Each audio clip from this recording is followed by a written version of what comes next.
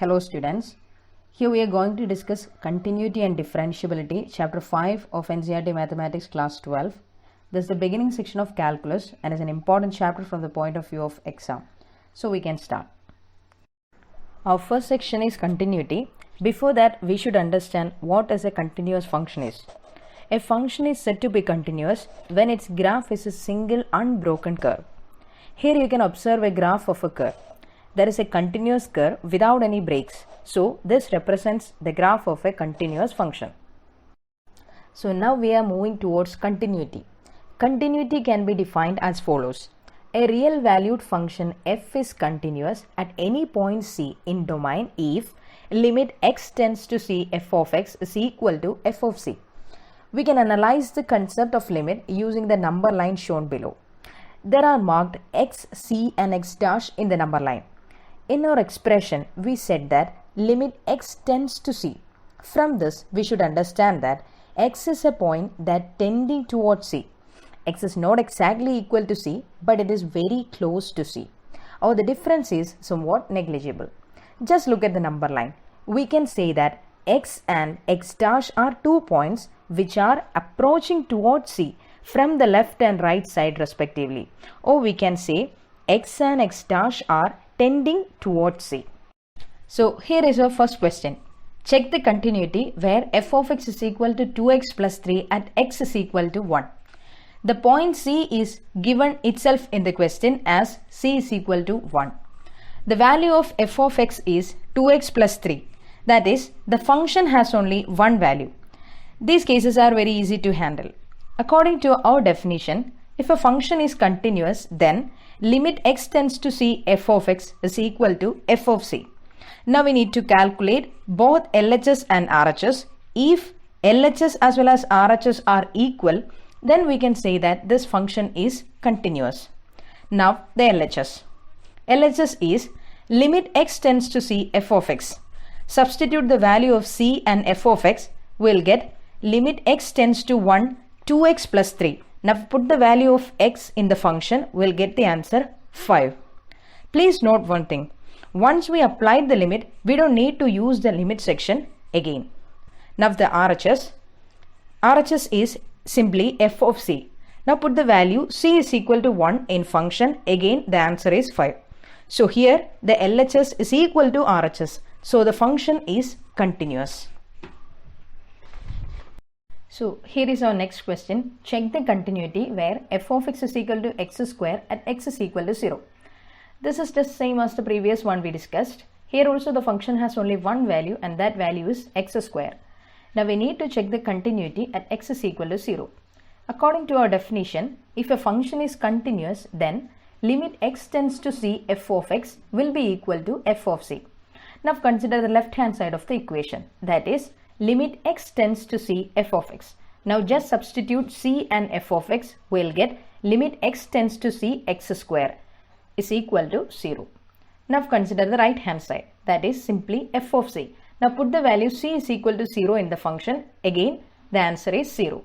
Here also the left hand side is equal to the right hand side. So we can say that the function is continuous at x is equal to 0. In the questions we discussed, the functions possess only one value. Now the case is different. A function can have 2 or 3 values. Then we need to calculate the limits according to that. Our equation is, if a function is continuous, then limit x tends to c minus f of x is equal to limit x tends to c plus f of x is equal to f of c. Or left hand limit is equal to right hand limit equal to the value of function at that particular point. That x tends to c minus indicates that this is the left hand limit and c plus indicates this is the right hand limit. Now look at the number line please. There we can see x, c and x dash. These points are very close to each other, that is 0.991, 1.001. These are very close to each other.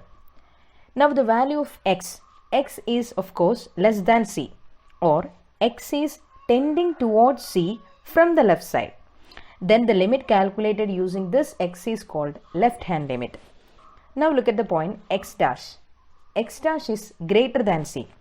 X dash is approaching c from the right side. So the limit calculated using x dash is called a right hand limit. So in a nutshell, we can say that if a function has multiple values, then we need to identify the value of c and we need to calculate left hand limit, right hand limit as well as the value of function at that point too. So here is our next question. F of x is equal to 2x plus 3 if x less than or equal to 2 and 2x minus 3 if x greater than 2. Here in this question, the value of c is not directly given. So first of all, we need to find out c. For that, look at the inequalities please. X less than or equal to 2 and x greater than 2. So the connection of inequalities is with 2. So we can simply obtain the value of c as 2. Now look at the function please. The function has two different values, 2x plus 3 and 2x minus 3. The second inequality, x greater than 2, indicates whenever the value of x is greater than 2, we need to use 2x minus 3 as the function value. That means while calculating right hand limit, we need to use this particular value of function to calculate. Now look at the first inequality, x less than or equal to 2. That can be splitted into two different inequalities, x less than 2 and x is equal to 2. Consider x less than 2. Whenever the value of x is less than 2, we can use the function value 2x plus 3. That means if we need to calculate left hand limit, we need to use this function value. Now the inequality has a second part, x is equal to 2. So while calculating f of c, we can again use 2x plus 3 as the function value. On applying this, we can solve the question. Consider left hand limit. Limit x tends to c minus f of x. That is equal to limit x tends to 2 minus 2x plus 3. Now put the value 2 in the function, we'll get the answer as 7. Now consider RHL, that is limit x tends to c plus f of x. That means limit x tends to 2 plus 2x minus 3. Now just to put the value 2 again in the function 2x minus 3, the answer is 1.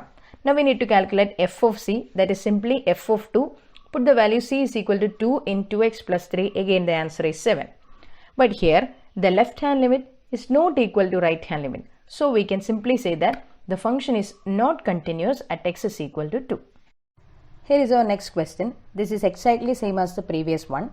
F of x is equal to x plus 2 if x less than or equal to 1 and x minus 2 if x greater than 1.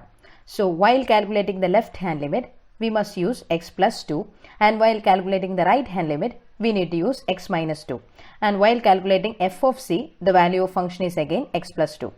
So moving towards the left hand limit, limit x tends to 1 minus f of x is equal to limit x tends to 1 minus the value of function is x plus 2. Now put the value 1 in the function, we'll get the result as 3. Now the right hand limit, limit x tends to 1 plus f of x, that is limit x tends to 1 plus x minus 2. Now just put the value 1 again in the function, we'll get the answer minus 1. Now we need to calculate f of c using x plus 2. Answer is again 3. Here also the left hand limit is not equal to right hand limit.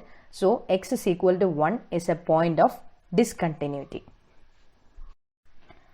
So here is our next question. Find points of discontinuity. F of x is equal to x plus 1, x greater than or equal to 1, x square plus 1 if x less than 1. So we can simply obtain the value of c is equal to 1. Now we need to check whether the function is continuous or not at 1. So if the function is continuous at 1, we can simply conclude that there is no point of discontinuity. So as in the previous case, we need to calculate the left hand limit, right hand limit and the function value at c. You can calculate the value and we can obtain the result as LHL is equal to 2, RHL is again equal to 2 and the function value is of course again 2. So these three values matches, that is left hand limit is equal to right hand limit is equal to the function value at that particular point. So the function is continuous at 1, or we can simply say that there is no point of discontinuity. Here is our next question. Discuss the points of discontinuity. F of x is equal to mod x plus 3 if x less than or equal to minus 3, minus 2x if minus 3 less than x less than 3 and 6x plus 2 if x greater than or equal to 3. As you can see, there are three different values for the function. Look at the inequalities please. These inequalities are connecting minus 3 and 3. So the value of c is both minus 3 and 3. So we need to calculate or check the continuity at both of these points. So moving towards the first point, x is equal to minus 3. Just have a look at the first inequality again. X less than or equal to minus 3. That is, while calculating left hand limit and f of minus 3, we can use this value of function, that is mod x plus 3. Now look at the second inequality, minus 3 less than x less than 3. That inequality can be splitted into x greater than minus 3 and x less than 3. First part, x greater than minus 3. So minus 2x can be used to calculate right hand limit of minus 3. Okay. With this, we can calculate the limits at x is equal to minus 3. Now the left hand limit x tends to minus 3 minus f of x is equal to limit x tends to minus 3 minus mod x plus 3. Just substitute minus 3 in the function, we'll get the answer as 6. Now the right hand limit x tends to minus 3 plus f of x, that is limit x tends to minus 3 plus minus 2x, that is equal to again 6. Now we can calculate f of c using mod x plus 3, that is again 6. Here also the left hand limit and the right hand limit are equal. So the function is continuous at x is equal to minus 3. Now we need to check the limit at x is equal to 3. Look at the second inequality, minus 3 less than x less than 3. In the previous section, I already told you that we can split this into two different inequalities, that is x greater than minus 3 and x less than 3. Use that x less than 3 here. That is, to calculate the left hand limit, we can use this value of function, that is minus 2x. Now look at the third inequality, x greater than or equal to 3. Again, that can be splitted into two different inequalities, x greater than 3 and x equal to 3. So this function value can be used to calculate right hand limit as well as the function value at that point. Now left hand limit x tends to 3 minus f of x, that is limit x tends to 3 minus 2x. On substituting 3 in the equation, we'll get the result minus 6. Now RHL. Limit x tends to 3 plus f of x, which is equal to limit x tends to 3 plus 6x plus 2. Again, put the value of x in the function. Now the answer is 20. Again, we need to calculate f of c, that is simply f of 3, and the answer is 20. Here we can observe that the left hand limit is not equal to right hand limit. So we can say x is equal to 3 is a point of discontinuity here. Here is another type of question asking from this section. Find the value of k if f of x is continuous at x is equal to 2. Value of function is kx square if x less than or equal to 2 and 3 if x greater than 2. So when we are calculating left hand limit, we need to use function value as kx square, and while a right hand limit, we need to use the function value 3. Here it is given that the function is continuous. So we can conclude that the left hand limit will be equal to right hand limit. Using this, we can solve k. First we are going to find out left hand limit. That is limit x tends to 2 minus f of x. That is limit x tends to 2 minus kx square. Now we need to put the value x is equal to 2 in the function. We will get the result 4k. Now the right hand limit x tends to 2 plus f of x. The value of function is a constant, there is no x, so we can simply write the constant equal to 3. The left hand limit equal to right hand limit because the function is continuous, that is 4k is equal to 3. Now from this we can simply obtain the value of k as 3 by 4. Here is another question. Here also we need to calculate the value of k, and given that f of x is continuous at x is equal to pi. F of x is equal to kx plus 1 if x less than or equal to pi and cos x if x greater than pi. Since the function is continuous at x is equal to pi, we can conclude that left hand limit is equal to right hand limit. Now we can calculate left hand limit using kx plus 1, and that is limit x tends to pi minus f of x. limit x tends to pi minus, the value of function we need to use here is kx plus 1. On substituting, we'll get the answer as pi k plus 1. Now right hand limit. Limit x tends to pi plus f of x. Limit x tends to pi plus cos x. Now the answer is cos pi, it's 0. So since the value of left hand limit and right hand limit are equal, we can equate this. That is, pi k plus 1 is equal to 0. On solving, pi k will be equal to minus 1. So we can simply obtain the value of k as minus 1 by pi. So that's all about continuity. Work out the remaining problems by yourself, and if you have any doubts, ask in the comment box. Thank you.